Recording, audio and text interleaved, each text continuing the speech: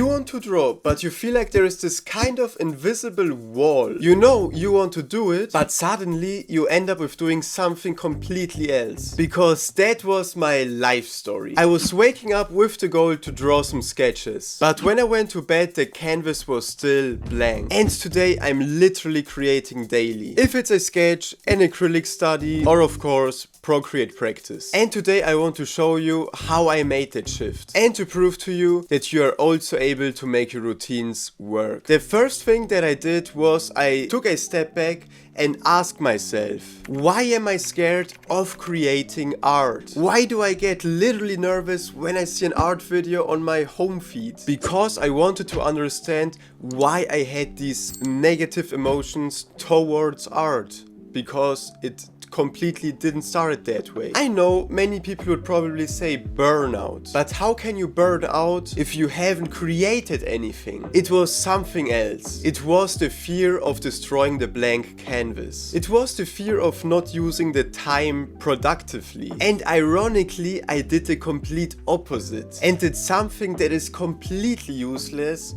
and that is scrolling. And here we get also in a very dangerous place. Scrolling is easy. You take your phone, you open Instagram or TikTok and just scroll. It's easy, it pleases you, and it gives you that dopamine hit. Whereas in art you would have to work for weeks to get that same or similar dopamine spike. So now we cleared the why. Why am I scrolling subconsciously and not drawing? Because scrolling is simply easier. And over time you will get the next bigger problem. Because once you scroll over a longer period of time, you build a habit. And science says that a habit is built within 3 to 4 weeks. And that habit can keep you for years if you do nothing about it. But now comes the question, how do we change our habits? And my first keyword, or let's say the most important thing from my experience, and that is,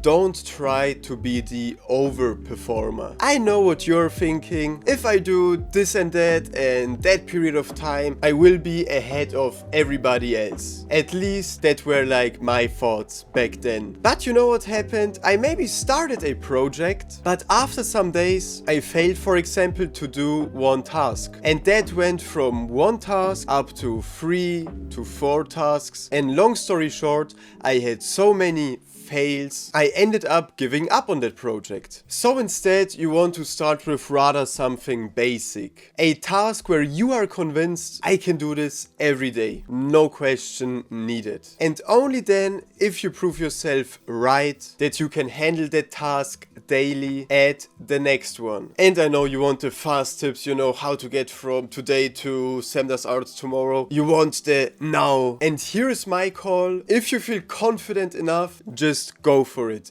Do all those crazy practices, do all those crazy studies. I mean, if you fail, you know why now. But trust me guys, if you really build a habit after another, it literally feels like concrete in your brain, where you know for 100% I will do this task today. But still, how do we change our habits effectively? And in my opinion, it's when you consciously see that you want to grab your phone, for example, but instead you say, no, I want to draw. But the first procrastination that can instantly come in this scenario is, what should I draw? So also do a schedule on which day and especially what you want to draw. Draw something simple, but also something that you truly like. You like to draw horses? You drew already hundreds of them? Then draw even hundreds more of them if you feel like it. I think also the realization of, this is my canvas, nobody judges me, I just want to express, is one of the most important ones as an artist. At least it was for me that case. And honestly guys, it was so calming just to place some lines on the paper. No overthinking, just practice. Making mistakes, but also learning from them. And especially it was important for me that I knew nobody will ever see this. Nobody will judge you. And guys, if you are like me, you are scared of doing, for example, mistakes, or that someone will be mad at you for some reason, just look through the room and ask yourself, yourself, who should judge me right now?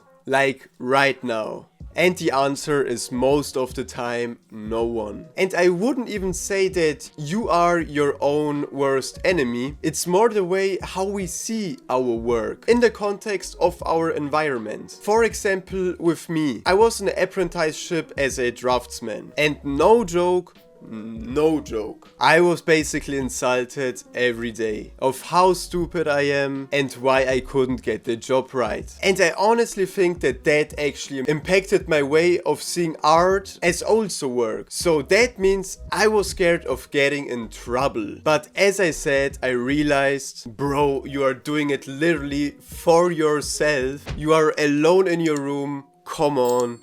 Just do it. And that was honestly for me the big starting step in the habit. But once you have your habit right, never let it go. Trust me. Imagine your aspirations as a train. Once you let go and the train stops, it will be very hard to get the train going again. And I am talking from experience. I had months of drawing actively just to lose it because I thought, 1 week off can't be that bad, right? So guys, don't be me. So in conclusion, first find your problem, then the why this keeps happening. After you made clear which habits are keeping you behind, make clear which new habit provides you value. In this case, drawing. And it's very important not to take it too seriously. It can truly destroy your day. So as I said, always take a step back and don't get too emotional. I mean,